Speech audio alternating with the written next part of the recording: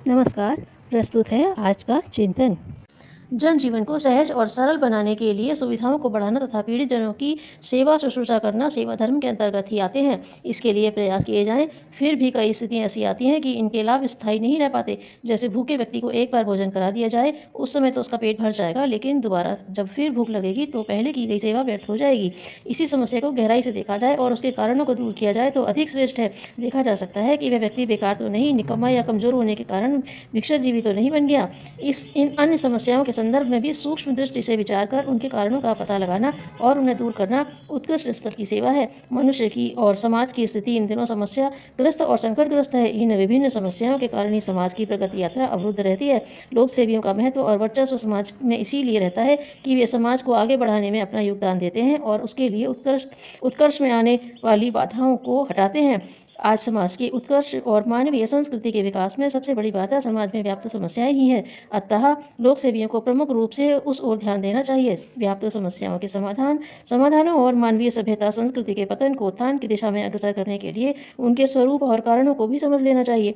सामाजिक क्षेत्र में जिधर भी दृष्टि डालकर देखा जाए, उधर अभाव, असंतोष, चिंता, क्लेश एवं कलह की ही बाहुल्य देखा जाता है। आज का व्यक्ति दिनों दिन समस्याओं के जाल में जकड़ता चला जा रहा है। धनवान और निर्धन, शिक्षित और अशिक्षित, रुग्ण और स्वस्थ सभी स्तर के मनुष्य अपने को अभावग्रस्त और संकटग्रस्त स्थिति में अनुभव करते हैं। उनकी समस्याएं भी अलग हैं, स्वरूप भी भिन्न दिखाई देता है। इससे कारणों की खोज करते समय बरबस ही यह लगता है कि इनके कारणों भी भिन्न भिन्न होने चाहिए, जबकि वस्तुतः ऐसा होता नहीं। स्वरूप को देखकर यदि कारण का पता लगाया जाए और उसका उपचार खोजा जाने लगे तो भ्रांति ही उत्पन्न होने की संभावना अधिक रहती है और समाधान की दिशा भी भटक जाती है। चेचक फोड़े फुंसियों के रूप में दिखाई देती है।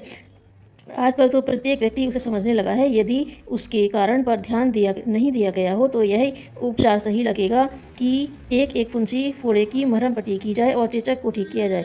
स्पष्ट है यह उपचार अनर्थकारी होगा और रक्त में आए विकार को दूर करने के अतिरिक्त उसका कोई उपचार नहीं है। समस्याएं अनेक हैं। चेचक के फोड़े फुंसियों की तरह उनकी कोई निश्चित संख्या नहीं, पर मूल कारण उनका एक ही हो सकता है और उस मूल कारण को हटाए बिना समस्याओं से त्राण नहीं पाया जा सकता। रक्त विकार के शोधन की बात पर ध्यान न देकर फोड़े फुंसियों की मरहम पट्टी की जाए तो उसे चेचक के रोग की स्थिति में सुधार होने की अपेक्षा और भी बिगड़ सकता है। समस्याओं के मूल कारण को खोज कर उन्हें दूर करना मुख्य बात है।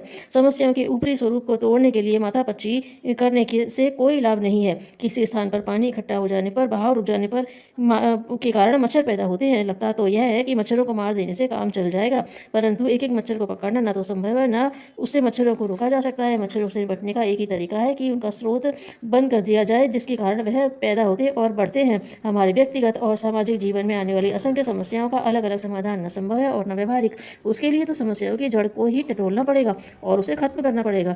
पेड़ के पत्ते तब हरे रहते हैं जबकि उनकी जड़ मजबूत, सुदृढ़ और धरती से पोषक तत्व खींचने में समर्थ हो। जड़ के मर जाने पर या कमजोर हो जाने पर पेड़ भी मर जाता है और पत्ते भी सूख जाते हैं। बड़े बड़े विशाल वृक्ष आंधी तूफान में भी खड़े रहते हैं तो उनका कारण जड़ों का मजबूत होना ही है। जड़ खोखली होने पर छोटे पेड़ भी गिर जाते हैं और बड़े पेड़ मजबूती के साथ खड़े रहते हैं। यदि मनुष्य की जीवनी शक्ति, जिसे जीवन चेतना कहना अधिक उपयुक्त होगा, सुदृढ़ और मजबूत हो तो बाहर से कितनी ही विपत्तियां और कठिनाइयां क्यों ना आए, मनुष्य सुखी और शांत रह सकता है। इसके विपरीत जीवन चेतना और अपने प्रति दृष्टिकोण यदि दुर्बल रहा तो साधारण परिस्थितियां भी बड़ा संकट उत्पन्न कर देती हैं। दृष्टिकोण को परिस्थितियों की अनुकूलता एवं प्रतिकूलता की जड़ कहा जा सकता है। द्वेष भावना के कारण ही समस्त झगड़े, झंझट और मारपीट होती है।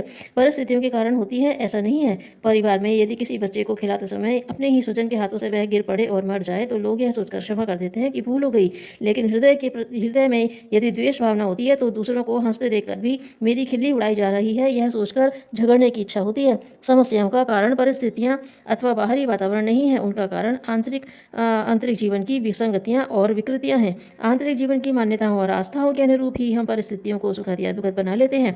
दृष्टिकोण के अनुसार हमारी जीवन धारा बहती है। एक ही स्टेशन से चलने वाली रेलगाड़ी थोड़ी दूर जाकर पटरियां बदलने से ही विभिन्न दिशाओं में चल पड़ती है। पटरी बदलने वाले छोटे से यंत्र का यह प्रभाव होता है कि दिल्ली से चढ़ी एक गाड़ी कोलकाता पहुंच जाती है और दूसरी उसके सर्वथा विपरीत दिशा में मुंबई पहुंच जाती है। इसी प्रकार दृष्टिकोण बदल जाने से एक ही परिस्थिति किसी को हतोत्साहित कर देती है तो किसी को आगे बढ़ने की प्रेरणा देती है। हिमालय पर्वत से निकली सिंधु और ब्रह्मपुत्र नदियां विभिन्न सागरों में जाकर मिल जाती है। पिछले समय विश्व के कतिपय राजनेताओं ने परिवर्तन का आधार दमन और बाहरी दबाव बताया, किंतु वह नीति असफल ही सिद्ध हुई। जहां कहीं थोड़ी सफलता मिली भी है वह इस कारण कि बाहरी दबाव बराबर बना रहा।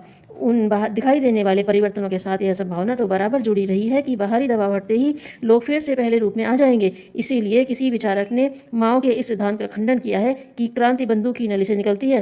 पहले भी बंदूक या रक्तपात के आधार पर परिवर्तन की जितनी प्रक्रियाएं चली सब असफल हुई। कुछ देर के लिए शमशान की सी शांति भले ही छाई रही, परंतु जिन लोगों ने दमन किया और हिंसा की, अपने शत्रुओं और विपक्षियों को दबाया, बाद में उनके साथ ही उन्हें दबाने लगे।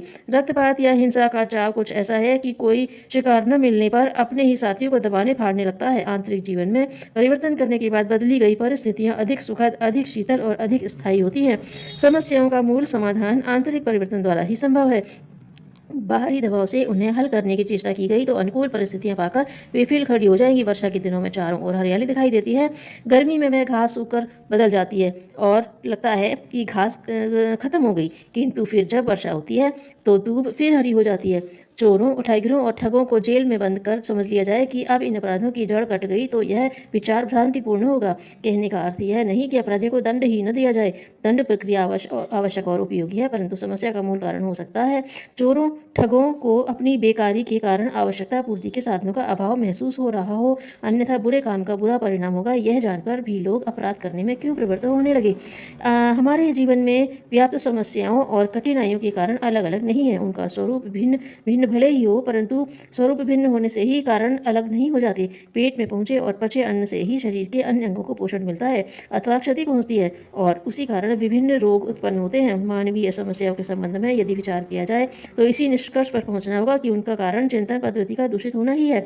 उसी कारण परिस्थितियां विकराल हो जाती हैं तथा प्रतिकूलताएं रास्ता रोककर खड़ी हो जाती हैं। विचारों में आई गिरावट और आंतरिक स्तरों में आए पतन से ही व्यक्तिगत जीवन में असुविधाएं तथा सामाजिक जीवन में अवांछनीयताएं बढ़ती हैं। उस मूल कारण को दूर कर चिंतन विकृति को हटाकर मनुष्य तथा समाज की समस्याओं को हल किया जा सकता है।